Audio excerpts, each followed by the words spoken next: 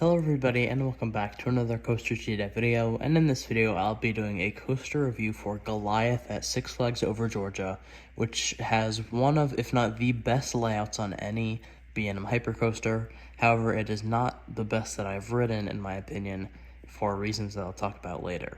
So for now, let's go over the layout for this coaster, and you climb the 200-foot lift hill for the coaster, and then you plunge down the drop. The first drop, which is actually not 200 feet, but then after the first drop, this is a really good drop, of course, like any other B&M Hyper drop, better than some others in my opinion. But then you go up a huge hill, and then after this hill you go down, obviously, again. However, the drop after this hill is actually larger than the first drop, and yes, it is 200 feet. So yeah, it's pretty weird, however cool how that works, especially because the end of this drop after the hill is actually like curves, so it's pretty unique for a B&M drop. And yeah, I do consider it kind of like the best drop on the ride, aside from the, it's better than the first in my opinion. But then you go up into another large hill over like I call it like a lake, even though it's just kind of like a small little like water area. And yeah, so that's another great airtime moment. This ride does focus on airtime, obviously. Like, I know most, every B&M Hyper has a ton of airtime moments, but some kind of focus on, like, I don't know, more like Apollo's Chariot, in my opinion, doesn't really seem like a totally airtime focused Hyper. But anyways, then, yeah, so this is pretty cool over the lake. And then you go up seemingly into another airtime hill, but then you kind of snap into a vicious down helix. I gray out every time at this element when I ride this coaster because it's incredibly intense. It's great. Yeah, a ton of G-forces and laterals. It's just crazy. And yeah, honestly, an element that is honestly feels too intense to be on a B&M. But yeah, it's just a really great element to kind of throw into the ride to make it more unique.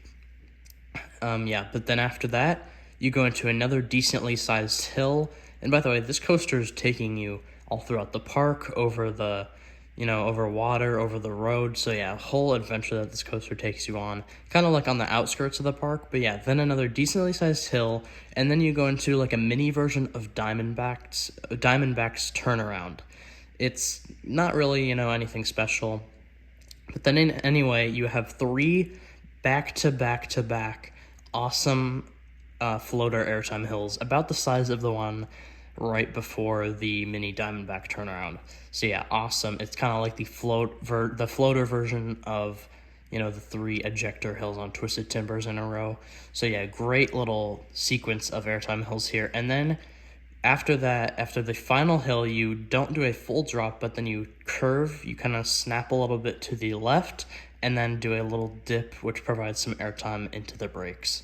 So yeah, all around just a great airtime filled layout, along with the incredible helix and that mini turnaround. So yeah, great, airtime all around, especially in the back row. It's crazy.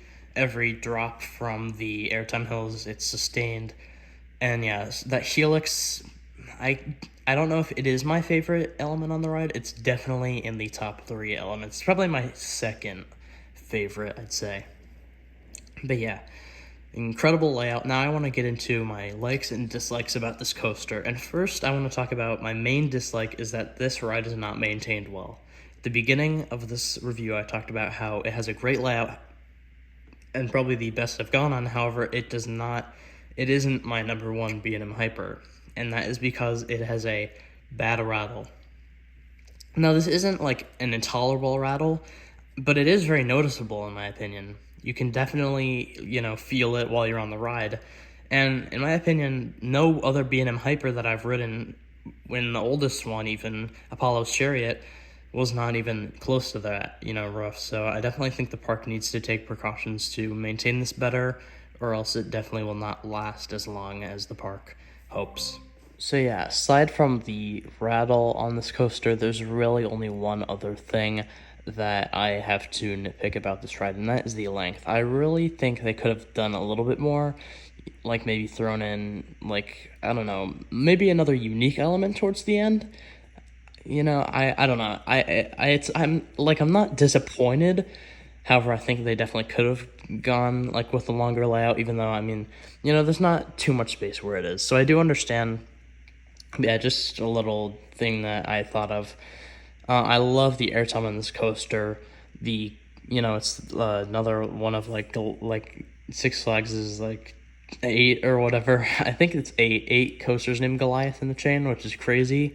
And I do think this is definitely towards the best. I think the best is probably, unless I'm forgetting, it's probably either this or Goliath, the hybrid or wood coaster at Great America.